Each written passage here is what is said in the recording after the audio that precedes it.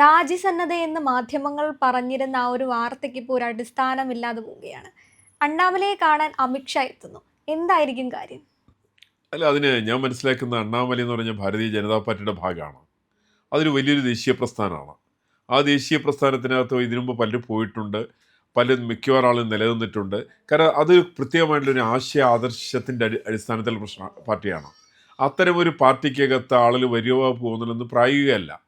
അണ്ണാമലയ്ക്ക് ചില കാര്യങ്ങൾ അഭിപ്രായ വ്യത്യാസം ഉണ്ടാവാം. അപ്പോൾ ഞാൻ പറയുന്നത് ഈ പ്രസ്ഥാനത്തിനകത്ത് പലർക്കും അഭിപ്രായ വ്യത്യാസമുണ്ട്. അഭിപ്രായ വ്യത്യാസം ഉണ്ടെന്നുള്ളതിനേക്കാൾ കൂടുതൽ അഭിപ്രായ ഐക്യമുള്ളതാണ് അതിനകത്ത് കൂടുതലുള്ളത്. വ്യത്യാസം വളരെ വളരെ കുറവാണ്. അഭിപ്രായ വ്യത്യാസം ഇല്ലാന്നുണ്ടെങ്കിൽ എല്ലാവർക്കും ഒരേ പേരിട്ടാൽ പോരെ? എല്ലാവർക്കും അണ്ണാമല എന്ന് പേരിട്ടാൽ പോരെ? എല്ലാവർക്കും അമിത്ഷാ എന്ന് പേരിട്ടാൽ പോരെ? അങ്ങനെയല്ലല്ലോ. ഓരോ അമിത്ഷായ്ക്കൊരു നയമുണ്ട്, നരേന്ദ്രമോദിക്കൊരു നയമുണ്ട്, ശ്രീ മോഹൻ RSSന് സർസംഘാലൊരു നയമുണ്ട്, അതേപോലെ തന്നെ ഓരോ ആളുകൾക്കും ഒരു നയമുണ്ട്, അണ്ണാമലയ്ക്ക് വേറെ നയമുണ്ട്. അവർക്കെല്ലാം ഓരോ വിഷയത്തിൽ ഓരോ അഭിപ്രായമുണ്ട്. എല്ലാ അഭിപ്രായവും ഒന്നാവണം നിർബന്ധമില്ല. വ്യത്യസ്തമായുള്ള അഭിപ്രായങ്ങളുള്ള പ്രസ്ഥാനമാണ് ഭാരതീയ ജനതാ പാർട്ടി അല്ലെങ്കിൽ സംഘപരിവാർ എന്നാണ് ഞാൻ മനസ്സിലാക്കുന്നത്. അങ്ങനെയാണ്. അങ്ങനെ വ്യത്യസ്തമായുള്ള അഭിപ്രായങ്ങളുള്ള സമയത്ത് അങ്ങനെ ചിലർക്ക് തീരെ പറ്റാണ്ട് വരുന്ന സമയത്ത് പുറത്തു പോകും. കാരണം പഴയ കാലത്ത് എനിക്കറിയാമല്ലോ, നമുക്കൊരു സമയത്ത് BJPയുടെ ഏറ്റവും പ്രധാനപ്പെട്ട മുഖം എന്ന് പറഞ്ഞാൽ ഉത്തർപ്രദേശിന്റെ മുഖ്യമന്ത്രിയായുള്ള കല്യാൺ സിംഗ് ആണ്. ആ കല്യാൺ സിംഗ് അവിടെ പിന്നാക്ക സമുദായത്തിൽപ്പെട്ട ആളാണ്. അദ്ദേഹം അവിടുത്തെ മുഖ്യമന്ത്രിയായി. അയോധ്യയിലെ രാമക്ഷേത്രത്തിന്റെ മുന്നോടിയായിരിക്കുന്ന വിവാദ മന്ദിരത്തിന്റെ തകർക്കുന്ന സമയത്ത് അദ്ദേഹം അവിടുത്തെ മുഖ്യമന്ത്രിയാണ്. പിന്നെ പിൽക്കാലത്ത് അദ്ദേഹം പ്രസ്ഥാനത്തിൽ നിന്ന് പുറത്തുപോയി. ആ പ്രസ്ഥാനത്തിൽ നിന്ന് പുറത്തുപോയിട്ടുള്ള ആൾ പിന്നെ അതിനുശേഷം മടങ്ങി വന്നു. അതിന് ചരിത്രം അതിന്റെ പിന്നിലുണ്ട്. അതേപോലെ തന്നെ ഗോവിന്ദാചാര്യ ഉണ്ട്. ഗോവിന്ദാചാര്യ അതിബുദ്ധിമാനാണ്, തമിഴ്നാട്ടുകാരനാണ്. ഒരുപക്ഷെ അണ്ണാമലയ്ക്കൊക്കെ മുമ്പുണ്ടായിരുന്ന സൈദ്ധാന്തിക രംഗത്ത് ഇത്രയും വ്യക്തിമുദ്ര പതിപ്പിച്ച വേറെ ആളുണ്ടാവില്ല. അതുകൊണ്ടാണ് അക്കാലത്തെ ഉപപ്രധാനമന്ത്രിയായിരിക്കുന്ന ദേവിലാൽ പറഞ്ഞത് കമ്പ്യൂട്ടർ പോയി എന്നാണ് ഈ പറയുന്ന ഇദ്ദേഹത്തെക്കുറിച്ച്, ഗോവിന്ദാചാര്യയെക്കുറിച്ച് പറഞ്ഞത്. അത്രയ്ക്ക് അസാമാന്യമായിട്ട് ബുദ്ധിശക്തിയുള്ള ഒരു വിഷയങ്ങളെ സംബന്ധിച്ച് ഗഹനമായിട്ട് പഠിക്കുന്ന ഒരു വലിയ ബുദ്ധിജീവിയായിരുന്നു ഗോവിന്ദാചാര്യ. ആ ഗോവിന്ദാചാര്യ പ്രസ്ഥാനത്തിന് പുറത്തുപോയി. ആ പ്രസ്ഥാനത്തിന് പുറത്തുപോയതിനു ശേഷമാണ് 2014 നരേന്ദ്രമോദി സർക്കാരൊക്കെ വരുന്നത്. അതിനു മുമ്പ്, വളരെ മുമ്പ് ഇദ്ദേഹം പുറത്തേക്ക് പോയി. കല്യാൺ സിംഗ് മടങ്ങി വന്നു. ഗോവിന്ദാചാര്യ ഇപ്പോഴും സംഘ കുടുംബം വിട്ടിട്ടില്ല. ആ സംഘ കുടുംബത്തിൽ തന്നെ അംഗമായിട്ട് അദ്ദേഹം തുടരുന്നുണ്ട്. അദ്ദേഹം ഭാരതീയ ജനതാ പാർട്ടിയിൽ പ്രവർത്തിക്കുന്നില്ല. അങ്ങനെ നിരവധി ആളുകൾക്ക് വരാനും പോകാനും പ്രയാസമില്ലാത്ത സ്വന്തം വ്യക്തിമുദ്ര പതിപ്പിക്കാൻ സാധിക്കുന്ന ഒരു വലിയ സംവിധാനം BJPക്കകത്തുണ്ട്, സംഘപരിവാറിനകത്തുണ്ട്. അപ്പോൾ അവർ അഭിപ്രായങ്ങളൊക്കെ വ്യത്യസ്തമായിരിക്കാം. അങ്ങനെ വ്യത്യസ്തമായിട്ടുള്ള അഭിപ്രായങ്ങളുള്ള നിരവധി വ്യക്തികൾ ചേരുന്നതാണ് ഈ പറയുന്ന പ്രസ്ഥാനം എന്ന് പറയുന്നത്. അവർക്കൊക്കെ അവരുടെ അഭിപ്രായങ്ങൾ പ്രകടിപ്പിക്കാനുള്ള എല്ലാ സ്വാതന്ത്ര്യമുണ്ട്. ഒരു അഭിപ്രായം പ്രകടിപ്പിച്ചു എന്നുള്ളതിന് പേരിൽ അയാളെ 51 വെട്ടി കൊല്ലുന്ന ഏർപ്പാടൊന്നും ഞാൻ കാണുന്ന സംഘപരിവാർ പ്രസ്ഥാനത്തിലോ ഭാരതീയ ജനതാ പാർട്ടിയെ സംബന്ധിച്ചില്ല. അതൊക്കെ തീർച്ചയായിട്ടും എല്ലാ സിമിറ്റിക് സിദ്ധാന്തങ്ങളുള്ളതാണ്. സിമിറ്റിക് സിദ്ധാന്തങ്ങളെ സംബന്ധിച്ച് ആ സിദ്ധാന്തത്തിൽ വിശ്വസിക്കാത്ത ആളുകളെ കൊലപ്പെടുത്തുന്ന അതിൻ്റെ ഭാഗമാണ്. തീർച്ചയായും സർ. ഈ അണ്ണാമല അദ്ദേഹം പുറത്തേക്ക് പോകുന്ന ഒരു സാഹചര്യം വരുമ്പോൾ പോലും അമിത്ഷാ കാണാൻ വരുന്നു. അപ്പോൾ ഇവരെ ഒന്ന് അണ്ണാമല പുറത്തേക്ക് പോകുന്നതിനോട് BJPക്ക് താല്പര്യമില്ലാത്തത് കൊണ്ട് തന്നെയല്ലേ ഈ ഒരു കൂടിക്കാഴ്ച? കാരണം അത്രയധികം തമിഴ്നാട് രാഷ്ട്രീയം എടുത്തു നോക്കുകയാണെങ്കിൽ BJPക്ക് ഒരു വേരോട്ടം ഉണ്ടാകാൻ സഹായിക്കുന്ന ഒരു പേരാണ് അണ്ണാമല എന്ന് പറയുന്നത്. അണ്ണാമലയെ നിലനിർത്താൻ എന്തെങ്കിലും വാഗ്ദാനങ്ങൾ മുന്നോട്ട് വെക്കുമോ? അല്ല, അണ്ണാമലയ്ക്ക് വാഗ്ദാനങ്ങളൊന്നും വേണ്ടി വരുന്ന എനിക്ക് തോന്നണില്ല. അണ്ണാമലയെ ചേർത്ത് പിടിക്കാൻ സാധിക്കുന്ന ഒരു ശക്തമായ നേതൃത്വമാണ് ഭാരതീയ ജനതാ പാർട്ടിയിലെ സംഘപരിവാറിലുള്ളത്. അണ്ണാമലയ്ക്ക് 2019 തുടങ്ങിയിട്ടാണ് ഞാൻ ധരിക്കുന്നത് അദ്ദേഹം പ്രസ്ഥാനത്തിന്റെ ഭാഗമാവുന്നത്. ഒരു 7 കൊല്ലക്കാലത്തെ ബന്ധം. ഞാനൊരു 59 കൊല്ലക്കാലത്ത് ബന്ധമുള്ള ആളെന്ന നിലയ്ക്ക് ഞാൻ പറഞ്ഞാൽ ഈ പറയുന്ന വർഷങ്ങളോ അല്ലെങ്കിൽ ഈ പറയുന്ന ഓഫറുകളോ ഒന്നും പ്രസ്ഥാനത്തിനകത്തൊരു വലിയ ഘടകമല്ല. ഒരു ഓഫർ കൊടുത്തില്ലെങ്കിലും 10,000-കണക്കിന് ആളുകൾ ഇതിന് പിന്നിൽ അടിയുറച്ച് നിൽക്കും. നിരവധി ആളുകൾ ജീവത്യാഗം ചെയ്തിട്ടുള്ള പ്രസ്ഥാനമാണത്.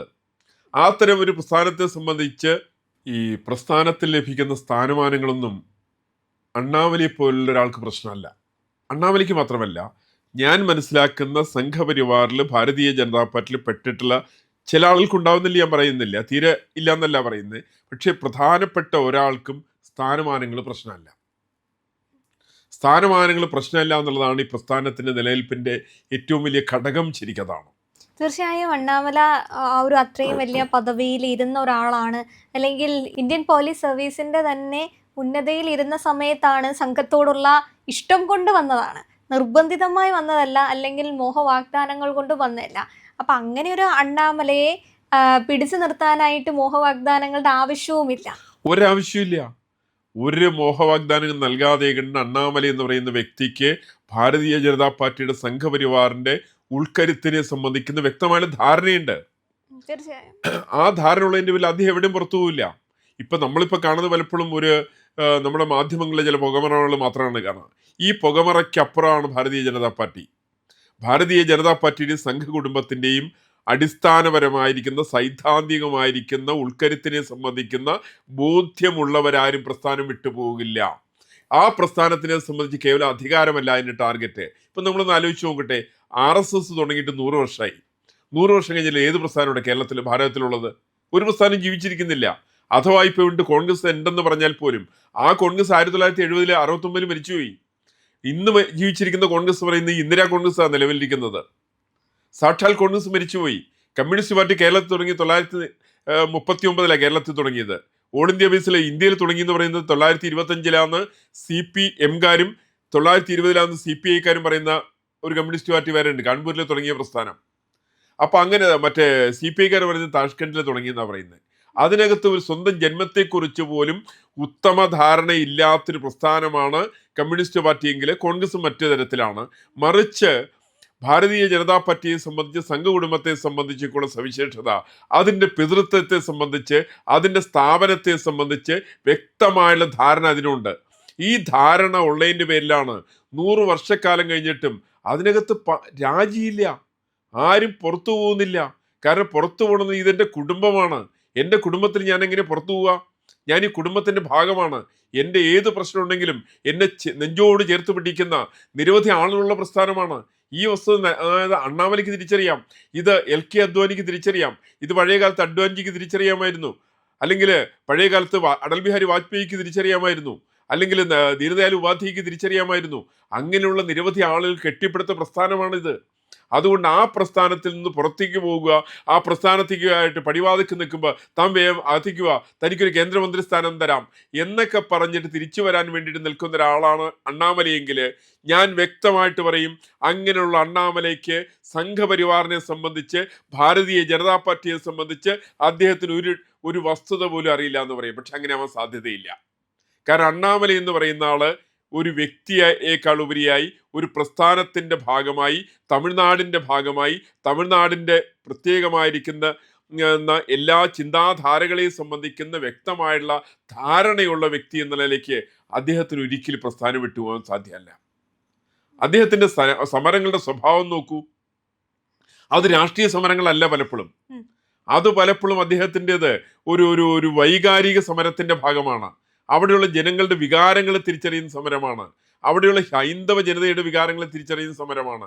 അങ്ങനെയുള്ള ഒരു ആളാണ് അണ്ണാമലൈ. അങ്ങനെയുള്ള അണ്ണാമലയ്ക്ക് എനിക്ക് സ്ഥാനം കിട്ടിയില്ല, എനിക്ക് ഇന്ന സ്ഥാനം കിട്ടണം എന്നൊക്കെ പറഞ്ഞുകൊണ്ട് പ്രസ്ഥാനത്തിൽ നിൽക്കാനോ പുറത്തു പോകാനോ അദ്ദേഹത്തിന് സാധ്യമല്ല. അപ്പം അതുകൊണ്ട് അദ്ദേഹത്തിന് ഏറ്റവും ചേരുന്ന സ്ഥലം, അദ്ദേഹം ഈ IPS രാജിവെച്ച് ഈ പ്രസ്ഥാനത്തിലേക്ക് വന്നത് ഈ സ്ഥാനമാനങ്ങളൊന്നും മോഹിച്ചാകാൻ യാതൊരു തരവുമില്ല. അദ്ദേഹത്തിന് ജനവികാരം മാനിച്ചുകൊണ്ടാണ് അദ്ദേഹം വന്നത്. അങ്ങനെയുള്ള ജനവികാരം മാനിക്കുന്ന അണ്ണാമലയ്ക്ക് അണ്ണാമലയുടെ വലിപ്പം അറിയാം. നമ്മൾ സാധാരണ ഇതിൽ പറയാറുണ്ട്, ഈ പട്ടം പൊന്തിച്ചങ്ങ് വിടും. ആ പട്ടം പൊന്തിച്ചു വിടുന്ന സമയത്ത് പട്ടം ധരിച്ചു എന്നിരിക്കട്ടെ, ഞാനാണ് വലുതെന്ന് പട്ടം ധരിച്ചാൽ താഴത്ത് നിന്ന് ചരടങ്ങ് മുറിച്ചു കഴിഞ്ഞിട്ടുണ്ടെങ്കിൽ പട്ടം നിമിഷങ്ങൾക്ക് നിലം പതിക്കുന്നതായിട്ടാണ് ചരിത്രം അനുഭവങ്ങൾ പറയുന്നത്. സമാനമാണ് അണ്ണാമലയായാലും കൊള്ളാം, നരേന്ദ്രമോദി ആയാലും കൊള്ളാം, അമിത്ഷാ ആയാലും കൊള്ളാം, ഏത് വ്യക്തിയാണെങ്കിലും സംഘപരിവാറിനെ സംബന്ധിച്ച് അതാണ്. ഇതൊരു ആശയാഭിലാഷങ്ങളുടെ വ്യക്തമായുള്ള ചരിത്രബോധത്തിൽ നിന്ന് ഉയർക്കൊണ്ട പ്രസ്ഥാനമാണ്. അത്തരം ഒരു പ്രസ്ഥാനത്തിന് വ്യക്തികളെക്കാൾ ഉപരിയായിട്ട് പ്രസ്ഥാനത്തിന് മുന്നേറാൻ സാധിക്കുന്നതാണ് എൻ്റെ പ്രതീക്ഷ. തീർച്ചയായും അണ്ണാമലയുടെ രാജി എന്ന ഒരു കാര്യം തന്നെ കാറ്റിൽ പറത്തുന്ന രീതിയിലേക്കും, ഇനി അങ്ങനെ ഒരു ചർച്ചയ്ക്ക് ഒരു സാധ്യത ഇല്ലാത്ത രീതിയിലേക്കുള്ള കാര്യങ്ങളായിരിക്കും അമിത്ഷായും അണ്ണാമലയും ഒരുമിച്ച് കാണുമ്പോൾ സംഭവിക്കുന്നത് തന്നെ. തീർച്ചയായിട്ടും അത് തന്നെയായിരിക്കും. പ്രിയപ്പെട്ട പ്രേക്ഷകരെ, ഞങ്ങൾ ഇന്ത്യ ലൈവ് പതിവുപോലെ നമ്മൾ പറയുകയാണ്, മറ്റു മാധ്യമങ്ങൾ പറയാത്ത വാർത്തകളാണ് നിങ്ങളുടെ മുന്നിലേക്ക് കൊണ്ടുവരുന്നത്. ഇത് പറയാൻ ഞങ്ങൾക്ക് പ്രേരണയും ശക്തിയും നിങ്ങളാണ്. നിങ്ങൾ ഞങ്ങളുടെ കൂടെ ഉണ്ടാവണം. ഞങ്ങളുടെ ചാനൽ സബ്സ്ക്രൈബ് ചെയ്യണം. നമുക്കൊരു ചാനൽ കൂടിയുണ്ട്, C4N മലയാളം. കൂടുതൽ വാർത്തകൾ നമ്മുടെ ഈ പ്ലാറ്റ്ഫോമിൽ തന്നെ കൊടുക്കാൻ കഴിയാത്തതുകൊണ്ടാണ് C4Nൽ പുതിയ വാർത്തകൾ കൊടുക്കുന്നത്. അപ്പോൾ ആ ചാനലും കൂടി ഒന്ന് സബ്സ്ക്രൈബ് ചെയ്യണം. ഇന്ത്യ ലൈവ് ഉറപ്പായിട്ടും ചെയ്യണം. C4N കൂടെ C4N, C എന്ന് പറഞ്ഞാൽ ക്രെഡിബിൾ, ഫോർ എൻ നേഷൻ, രാജ്യം, നമ്മുടെ രാജ്യത്തിന് വേണ്ടിയാണ്. രാജ്യം വിട്ട് ഒരു കാര്യവും ഇന്ത്യ ലൈവിനില്ല. അതുകൊണ്ട് ഞങ്ങളുടെ കൂടെ ഉണ്ടാവണം എന്നുകൂടി അഭ്യർത്ഥിക്കുന്നു.